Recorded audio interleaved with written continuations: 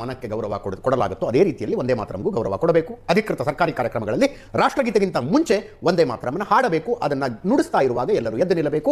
ಆ ಗೌರವ ಕೊಡಲು ನಿರಾಕರಿಸಿದರೆ 2 ವರ್ಷ ಜೈಲು ಶಿಕ್ಷೆಗೆ ಅವಕಾಶ. ಅಶೋಕ್ ಗೌಡ್ರೆ, ವಿಭಜಿಸುವ ಉದ್ದೇಶದೊಂದಿಗೆ ಹೊರಡಿಸಲಾದ ಆದೇಶ ಅಂತ ಇದೆ. ಅದು ತಪ್ಪು ಕನ್ಸೆಪ್ಷನ್. ಯಾಕೆ ಅಂತ ಹೇಳಿದ್ರೆ, ಈಗ ಅನೇಕ ಜನ ಮುಸ್ಲಿಂ ಸ್ಕಾಲರ್ಸ್, ಉದಾಹರಣೆಗೆ ಶ್ರೀಮತಿ ರಯಾನಾ ತಯಾದಿ ಅಂತ ಹೇಳಿ, ಅವರು ಕಂಪ್ಲೀಟ್ 6 ಸ್ಟ್ಯಾನ್ಸಸ್ ಆಡಿರ್ತಾರೆ.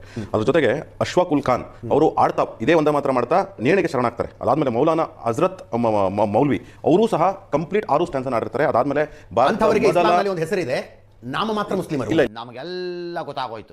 ಇಲ್ಲ ನೋಡಿ, ಮೌಲಾನಾ ಅಬ್ದುಲ್ ಕಲಾಂ ಆಜಾದ್ ಮೌಲಾನಾ ಅಬ್ದುಲ್ ಕಲಾಂ ಆಜಾದ್ ಒಪ್ಕೊಂಡಿರ್ತಾರೆ. ಮೊಹಮ್ಮದ್ ರಫಿ ಅವರು ಹಾಡಿರುವಂತಹ ಭಕ್ತಿಗೀತೆಗಳು ಬೇಕೆ.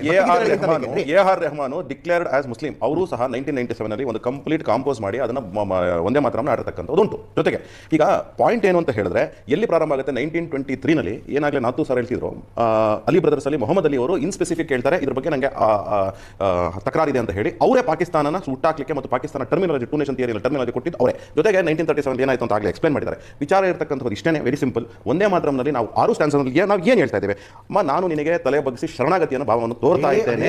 ನಾನು ನೋಡಿ ಒಂದು ನಿಮಿಷ. ಈ ಭಾರತದ ಮೂಲದ ಸಂಸ್ಕೃತಿನಲ್ಲಿ 99.8% ಆಫ್ ಮುಸ್ಲಿಮ್ಸ್ ಯಾರಿದ್ದಾರೆ ಅವರೆಲ್ಲರೂ ಸಹ ಇಲ್ಲಿಂದಾನೇ ಕನ್ವರ್ಟ್ ಆಗಿರ್ತಕ್ಕಂಥದ್ದು. ಯಾರು ಸಹ 0.2% ಎಲ್ಲಿಂದ ಹೊರಗಡೆ ಬಂದಿರೋರು ಇರಬಹುದು, ಅಥವಾ ಆ ಬ್ಲೆಟ್ ಅನ್ನು ಶೇರ್ ಮಾಡ್ತಿರ್ಬೋದು. ಆದರೆ 99.8% ಆಫ್ ದ ಭಾರತೀಯ ಮುಸ್ಲಿಮ್ಸು ಭಾರತೀಯ ಸಂಸ್ಕೃತಿ ಮತ್ತು ಭಾರತೀಯ ಪದ್ಧತಿಗಳನ್ನು, ಅಂದರೆ ಆಚರಣೆ ವಿಚಾರಣೆಗಳನ್ನು ಅನೇಕ ಜನ ಒಪ್ಕೊಂಡಿರ್ತಕ್ಕಂಥದ್ದು. ಅನೇಕ ಜನ ಮೌಲ್ವಿಗಳು ರಾಜಸ್ಥಾನ ಮತ್ತು ಯುಪಿನಲ್ಲಿ ನಾವು ರಾಮನ ಅನುಯಾಯಿಗಳು, ಕೃಷ್ಣನ ಅನುಯಾಯಿಗಳು ಅಂತ ಓಪನ್ ಆಗಿ ಹೇಳ್ಕೊಂತಿದ್ದಾರೆ. ಅಂದ್ರೆ ಅರ್ಥ ಏನು ಅಂತ ಹೇಳಿದ್ರೆ, ನಾನು ಇಸ್ಲಾಂ ಧರ್ಮನ ಫಾಲೋ ಮಾಡಬಹುದು, ಆದರೆ ಭಾರತೀಯ ಸಂಸ್ಕೃತಿಗೆ ನಾನು ಕಂಪ್ಲೀಟ್ ಆಗಿ ಒಪ್ಕೊಳ್ತೀನಿ ಅಂತ. ಅಪ್ಪಿ, ಇದು ಯಾವ್ದೋ ಫ್ಲಾಶ್ ಬ್ಯಾಕ್ ರೆಬಲ್ ತರ ಅಂಬರೀಶ್ದು ಹಳೇದು ಅಕ್ಕಿಲ್ಲ ಬೆಳೆ ಇಲ್ಲ ಚಕ್ರ ಕತೆ ಇದಂಗಿದೆಯಲ್ಲ. ವಿಚಾರಕ್ಕೆ 4 ಜನ ಎಕ್ಸಾಂಪಲ್ ಹೇಳಿದೆ, ಅವರು ಸಹ ಅದೇ ಎಕ್ಸಾಂಪಲ್ ಹೇಳ್ತಾ ಇದ್ದಾರೆ. ಅಂದ್ರೆ ಅರ್ಥ ಏನು ಅಂತ ಹೇಳಿದ್ರೆ, ಯಾರು ಇದನ್ನ ತುಂಬ್ತಾ ಇದ್ದಾರೆ ತಲೆನಲ್ಲಿ, ಅದು ಇಂಪಾರ್ಟೆಂಟ್. ಯಾಕೆಂದ್ರೆ ಮೊಹಮ್ಮದ್ ಅಲಿ ಯಾರು ಪಾಕಿಸ್ತಾನದ ಟೂ ನೇಷನ್ ಥಿಯರಿ ಹುಟ್ಟಾಕಿದ್ರು, ಮೊಹಮ್ಮದ್ ಅಲಿ ಜಿನ್ನಾ ಪಾಕಿಸ್ತಾನದ ಫಸ್ಟ್ ಪ್ರೆಸಿಡೆಂಟ್ ಯಾರಿದ್ರು, ಇವರು ಇದನ್ನ ತಲೆಗೆ ತುಂಬಿದಂತಹದ್ದು. ಆ ತಲೆಗೆ ತುಂಬಿದಾದ್ಮೇಲೆ ಅನೇಕ ಜನಕ್ಕೆ ಏನಾಯ್ತು, ಹೌದಾ ಅಂತ ಹೇಳ್ತಾರೆ. ವಿಚಾರ ಇಷ್ಟೇ, ನೀವು ಯಾವುದೇ ಪ್ರದೇಶ, ಉದಾಹರಣೆಗೆ ನಾವು ಅಕಸ್ಮಾತ್ ಏನಾದ್ರು ಅರಬ್ ಇದ್ವಿ ಅಂತ ಇಟ್ಕೊಳ್ಳಿ, ಯಾವುದೋ ಕೆಲಸಕ್ಕೋ ಕಾರ್ಯಕ್ಕೋ ಹೋದ್ವಿ, ಆಗ ಅಲ್ಲಿ ರಂಜಾನ್ ಇನ್ನೇನು ಪ್ರಾರಂಭ ಆಗ್ತದೆ. ರಂಜಾನ್ ಪ್ರಾರಂಭ ಆದಾಗ ನಾನು ಏನು ಗೌರವ ಕೊಡಬೇಕು ಅದು ಕೊಡಲೇಬೇಕು. ಉದಾಹರಣೆಗೆ ಮಧ್ಯಾಹ್ನ ಅವ್ರು ಕೆಲಸ ಮಾಡೋದಿಲ್ಲ ಅಂತ ಹೇಳಿದ್ರೆ ನಾನು ಕೆಲಸ ಮಾಡ್ತೀನಿ ಅನ್ನಕ್ಕೆ ಆಗೋದಿಲ್ಲ. ಆಗ ನಮಗೆ ಬ್ರೇಕ್ ಕೊಡ್ತಾರೆ. ಯಾಕಂದ್ರೆ ಅನೇಕ ಜನ ನನ್ನ ಸ್ನೇಹಿತರು, ಆಪ್ತ ಮಿತ್ರರು ಅಲ್ಲೇ ಇದ್ದಾರೆ, ದುಬೈ ಇದ್ದಾರೆ, ಕತಾರ್ ಇದ್ದಾರೆ, ಡಾಲರ್ ಇದ್ದಾರೆ. ರಂಜಾನ್ ಟೈಮ್ನಲ್ಲಿ ಅಲ್ಲೇ ಇದ್ದೆ, ಆ ವಿಷಯಕ್ಕೆ ಹೋಗೋದು ಬೇಡ. ಆಯ್ತು, ನಾನು ಹೇಳೋದಂದ್ರೆ ಆ ದೇಶದ ಪದ್ಧತಿ, ಆ ದೇಶ ಸಂಸ್ಕೃತಿಗೆ ನಾವು ಗೌರವಿಸ್ತಕ್ಕಂಥದ್ದು ನಮ್ಮ ಪದ್ಧತಿ. ಹಾಗೇನೇ ಈ ದೇಶ ಸಂಸ್ಕೃತಿ, ಈ ದೇಶದ ಪದ್ಧತಿ ಏನು ಅಂತ ಹೇಳಿದ್ರೆ, ಭೂಮಾತೆಯನ್ನು ನಾವು ದೇವಿ ಅಂತ ಒಪ್ಕೊಳ್ತೇವೆ.